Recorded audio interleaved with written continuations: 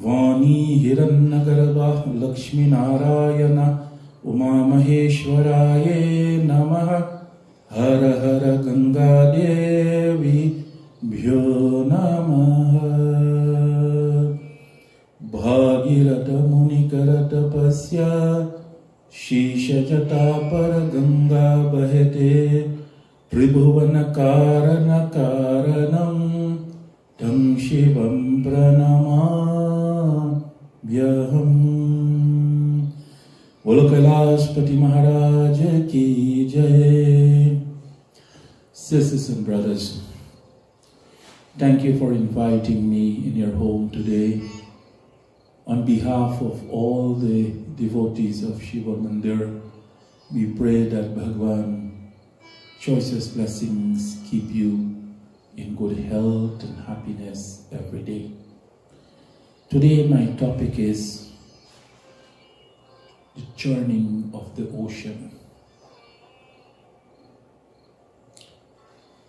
Very seldom in the history of our Dharma we see that the Rishi and the Danav, the saints and the Rakshas join together. To churning the river, it was something very special. It could have not been done by either one alone. It had to be done by the joint effort of the Devatas and Danavas. But the Lord was also teaching mankind,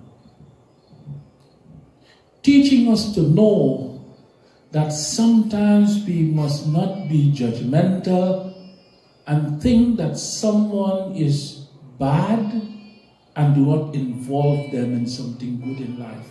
It is always nice to reach out to someone who is less in knowledge or understanding than yourself. Not everybody have the same degree of understanding Dharma. People are raised differently. In your environment, you may have a lot of love in your home, a lot of peace, a lot of sharing, a lot of joy. Not every home may have the same thing. Some person from a different environment may have no love at all, no parent in the home, no proper guidance.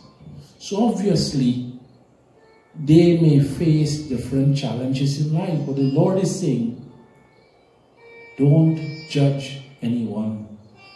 And it's okay to involve others in your efforts. So at this time, the Devatas and the Danavas, the Rakshas, they decide to churn Mate, Samudra, the river. Churn the river. And they promise each other that whatever comes out of this ocean will share them. So when they started to churn this river, many things came out. Many positive things and some negative things also came. Lakshmi, the goddess of wealth, came from churning the ocean. And then also Halahal, the poison, came from the ocean. When the poison came, the Devatas nor the Rakshas wanted it. They were saying to each other, you take all of this, and the other one will say, no, you can take all of it. And Bhagwan Shiva appeared. So don't worry. In life, no one will want or like the negative things in life. I'll take it. And he poured the poison down his throat. He drank it. And that is why there's a blue spot on the throat of Lord Shiva. And one of the names of Lord Shiva is Neelkant.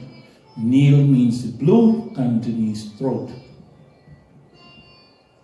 There was so much rage when he drank this poison. The Chandrama, the crescent moon, came on his head just to keep him calm and serene. Life is like that. No one wants anything that is not good for them.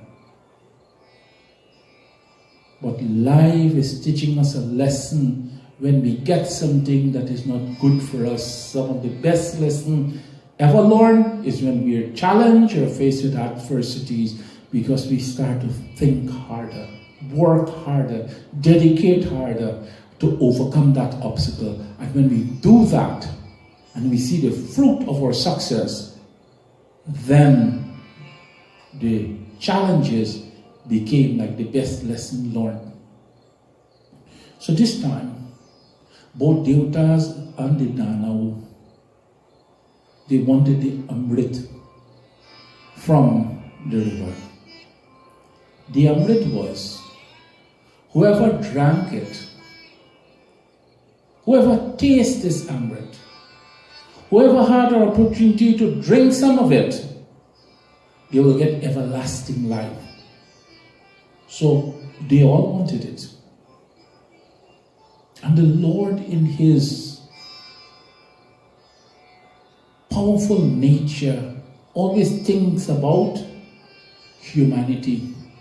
He said, if the Danav, the Rakshas, gets to drink this Amrit, what will happen if they're everlasting? They'll destroy the world. But if the Rishis, they get to drink this Amrit and they can live longer on this earth, they will promote dharma, peace, puja, austerity, and good things. And God, in his own nature, recognized that a Leela must manifest himself when this Amrit is found from this ocean.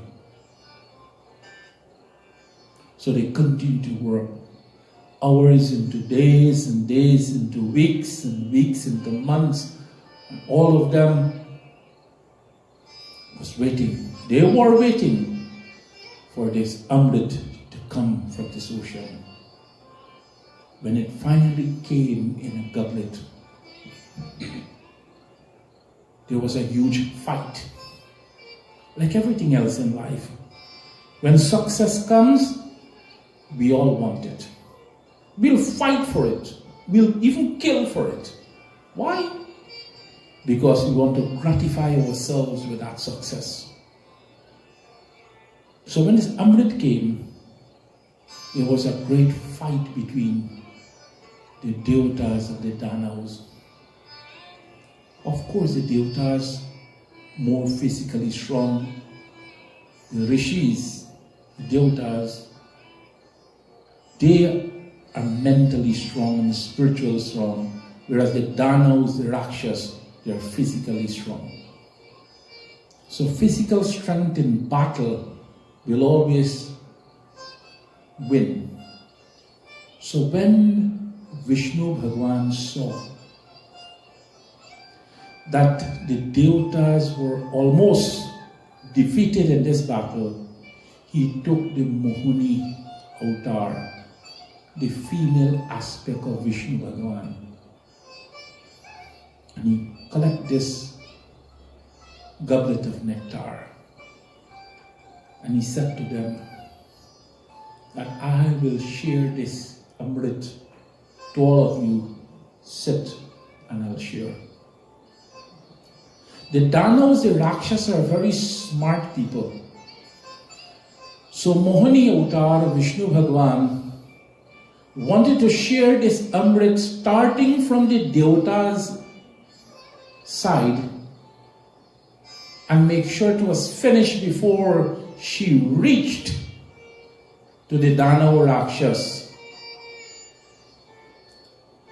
But one of these Rakshas by the name of Rahu, smart, and he thought to himself at the time that I do not think this form of Mohini is real. There's some Maya here.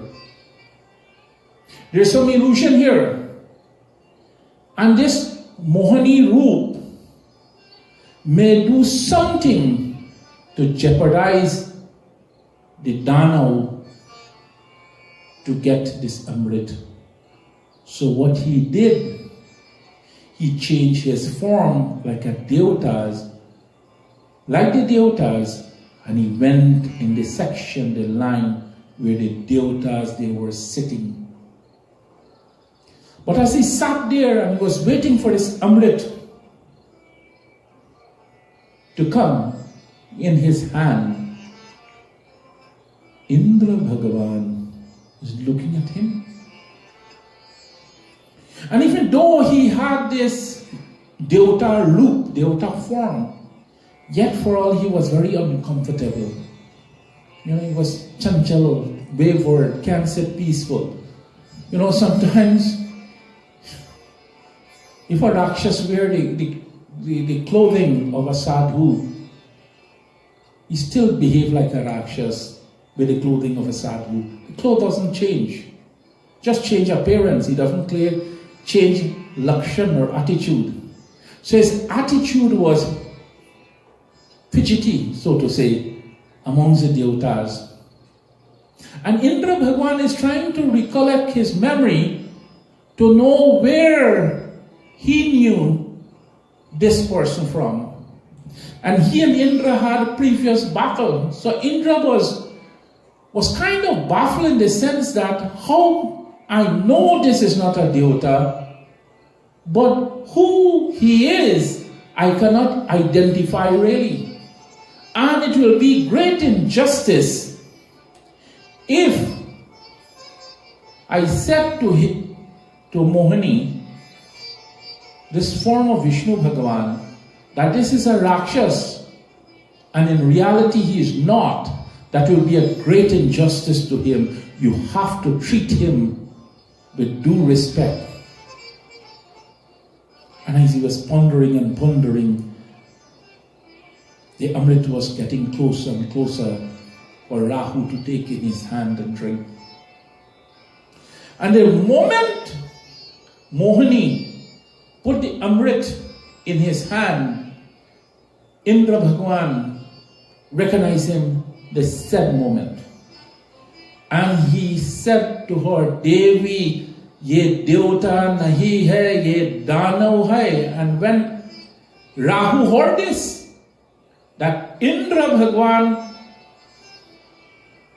identify and recognize him, he already had the Amrit in his hand, so he threw it in his mouth and he drank it. But Vishnu Bhagwan take the form Adi Shakti, Shankha, Chakra, Gada, and the chakra, the discus, came out of his finger and it went, and Rahu was trying to swallow this Amrit. And the chakra Sudarshan cut his neck. But because he had already placed the Amrit in his mouth, both the head that was cut off from the body, both of them survived. The head stays as Rahu and the body became Ketu. And that is why Rahu and Ketu are part of the Navgraha planets. They are two negative energy. But because the Amrit was already in his mouth, when the Chakra Sudarshan cut his head off his body, the Amrit was to keep you alive, and both parts were kept alive. I know it defies science today. And any child going to high school or college will know that it defies science. But when it comes to prayer, the height that science reaches, there's where Hindu Dharma actually starts. So as much as it may look impossible, in the depth of reality in Dharma, that is not impossible. That's a topic we probably will look at in more details at a different forum. So because the Chakra Sudarshan, which is part of Lord Vishnu, touch Rahu, they continue to live, and Ketu. So they are part of the Navgraha, the planetary constellation we have in our Dharma. And that is why to this day, every time we do puja, we'll do Navgraha puja at our home. And Rahu and Ketu will always sit at the altar, even though they are two negative energy.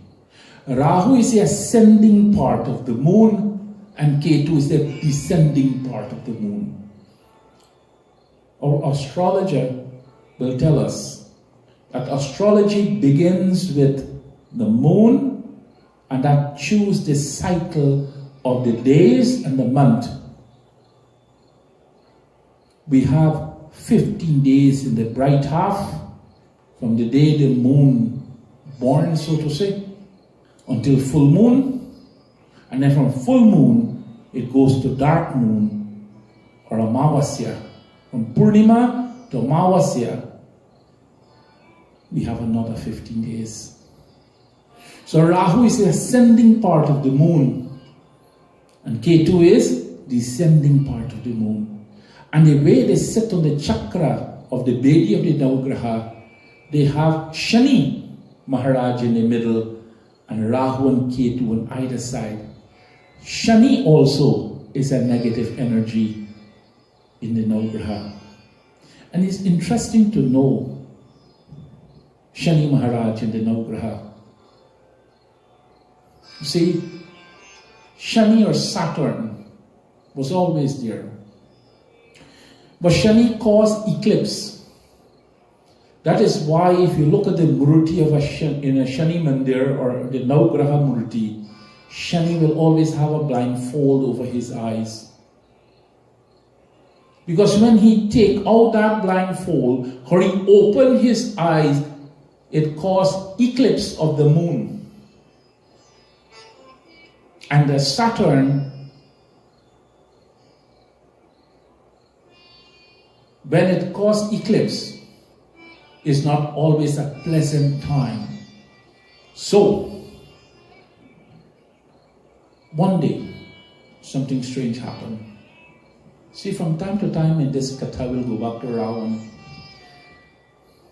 Powerful person. One day, Ravan wanted to show his strength to the world and all the devatas. So what he did? He went and he captured Shani from the Navgraha, the 9 planets. Captured Shani and hid Shani in a tunnel. And can you imagine what was happening? There was a whole set of confusion. The planetary condition was at chaos. And when this happened, Hanumanji, Pavanputra Mahavir Swami, he went to search for Shani. And he searched and searched for a long time, till he came to the cave where Shani was hidden by Ravan. And what happened? He found the Shani and he pulled apart the stones and the boulders that was blocking the entrance. And he took back Shani and put him where he really belonged. And the whole planetary system becomes soothing again. That is why Shani or Saturn rules on a Saturday.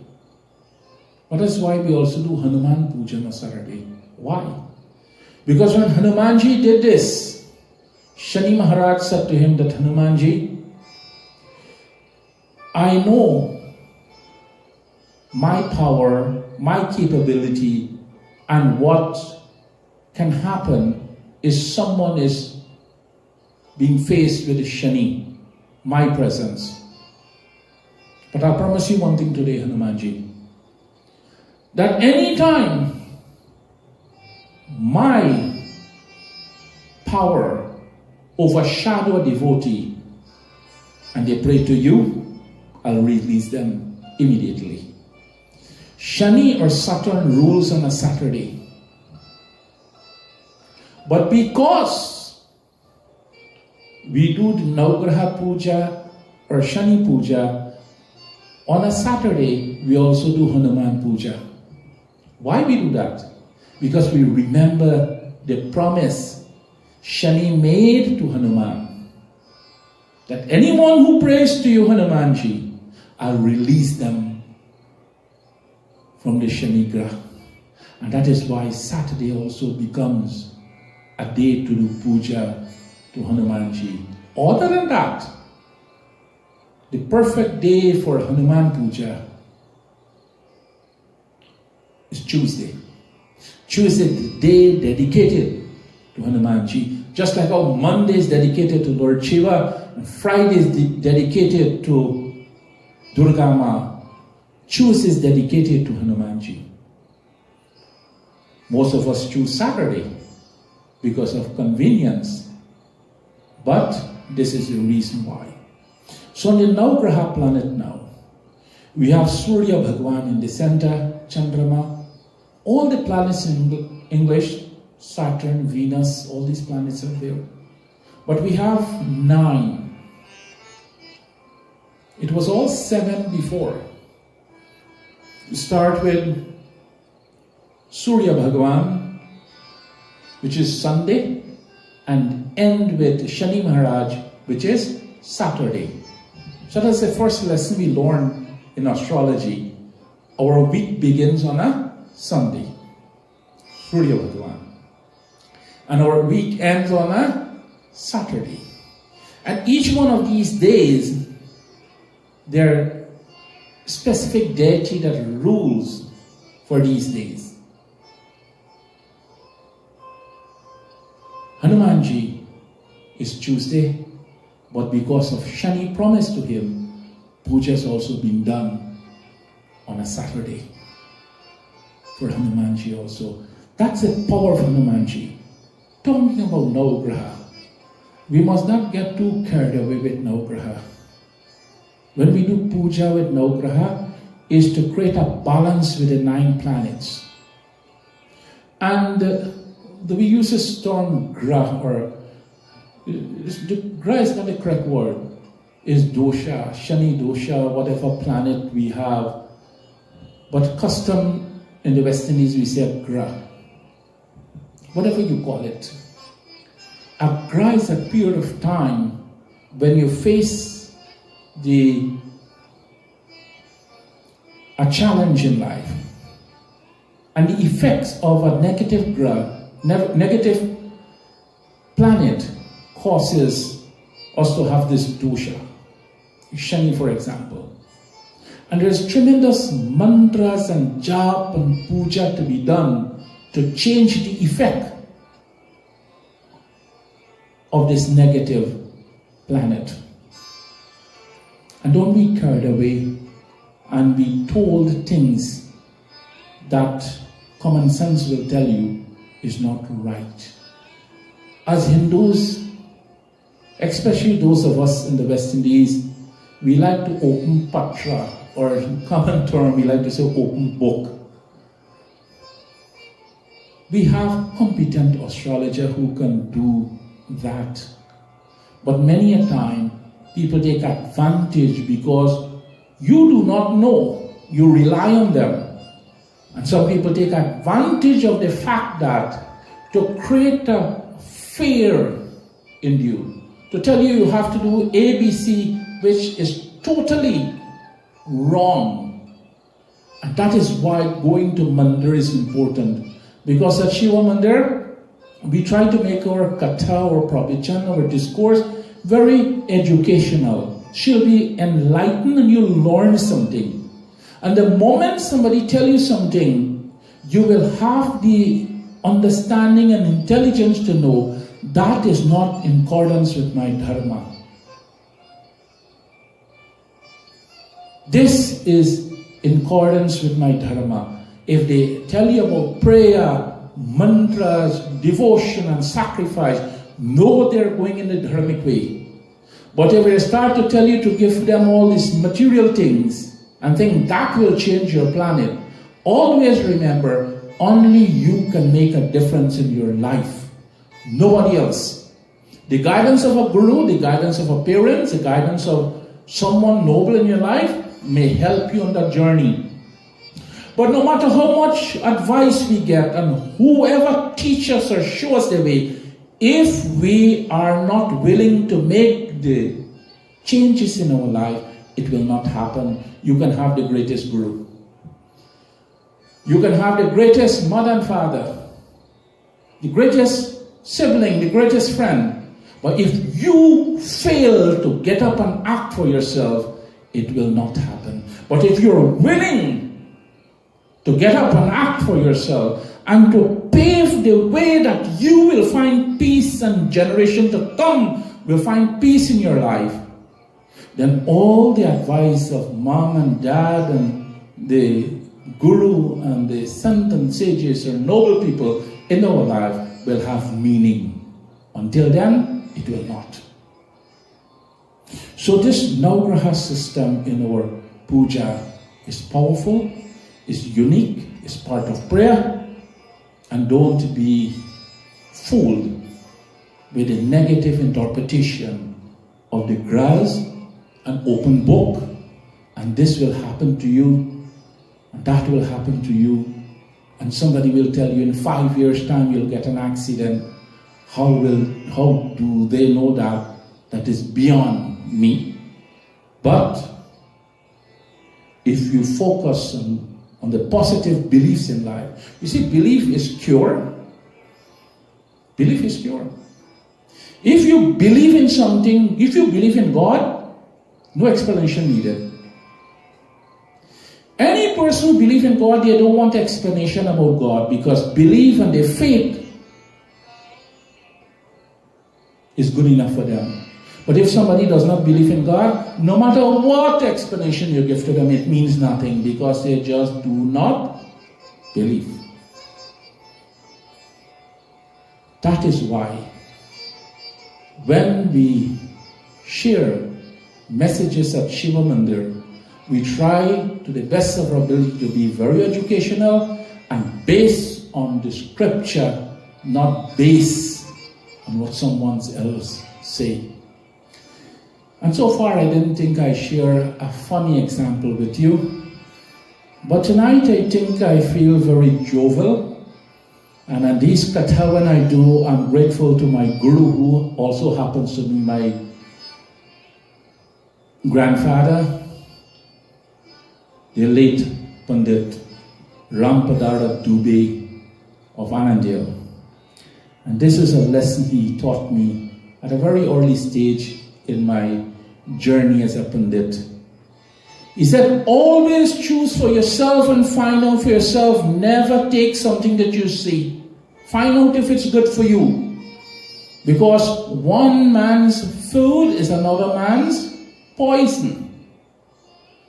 So give me a little story that I'll share with you, and just nice to smile and giggle about it a little bit. He said one day there was a lady who was planning a Durga Puja in her home. And she never did one before, but her neighbor invited her for Durga Puja. So she said, it's best that I go to this puja early, so I'll make some observation and maybe I can learn a thing or two from this Durga Puja. So when my turn comes to do mine, I will have a better understanding. So she got there a little bit early before the puja started, and what happens? The neighbor was preparing all day. But they were minding a cat in the home, a pet. So this cat used to, run around. So the lady having the puja said, you know what? I don't want this cat to go where the puja and the prasad is and all of that. So she had a nice big basket that was comfortable, and she put the cat under the table and just covered the cat with this basket. And so she can move about and prepare her puja without this cat interfere or juta any prasad she was making. So she was busy all day preparing for the puja. When the puja started, she forgot the cat covered with the basket under the table. So this neighbor entered and the puja started, and she's making observation, and she saw under the tea table there's a cat covered with a basket. So when the puja was finished, she made her observation. She came home and she told her husband, she said, you know what? We buy everything to do this puja. We get everything, but we miss one thing. He said, what? He said, I look at that puja, they were doing, puja was nice, Babaji was reading beautiful, bhajan mantra, I feel so divine in this puja, but we miss one thing. He said, what? He said, we gotta get a cat and a basket, and when this puja is done, we gotta put it under the table and cover it. See, her observation is what? Don't see what somebody do thing. Find out why. If she had tried to find out why, then probably the host would have told her, look, I was preparing. And this cat, I don't want him to jump and destroy my puja or juta my prasad. So I just covered there until my puja is finished. But she thought that was part of the puja. So now she sent the husband, come boy. Go, buy a cat, buy a basket. Tomorrow is our puja, we'll cover them under the table, then do the puja. So sometimes when you follow things blindly, you end up hurt yourself. They didn't have the problem of the cat, but they create a problem by seeing the cat under the table. So in our life, we must think for ourselves, find out, ask questions. Don't assume, don't do things without having a knowledge of what you're doing it. Even if it's puja, especially if it's puja, you must find out for yourself, make sure you're on the correct path, and don't create any unnecessary havoc in your puja. I hope today bring a little bit joy for this series of katha. I pray that Bhagwan Shiva continue to bless you, inspire you, and motivate you. Come and join us Monday night at Shiva Mandir for puja and satsang. Participate in the Shivlingam and Rudraksh Mala. If you have any question or concern, call. We'd like you to be part of our team. In this new year, we want to invite you to share in the blessings of Bhagwan Shiva. Bolo Kailas Pati Maharaj Ki Jai.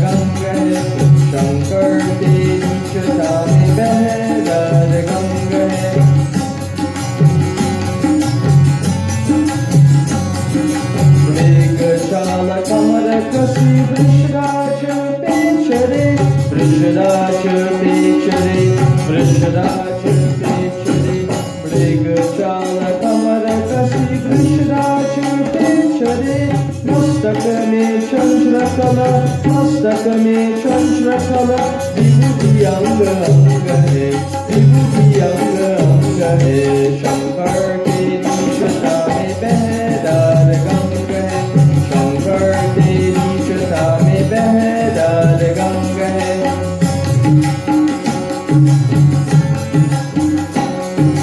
डमरू त्रिशूल हाथ गिर चाहे संग में, गिर चाहे संग में, गिर चाहे संग में।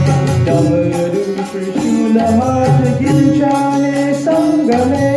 त्रिनेत्र भुजाचार, त्रिनेत्र भुजाचार। कंठ नील रंग है, कंठ नील रंग है। शंकर के नीचता में बहदार गंग है, शंकर के नीचता में बहदार गंग है।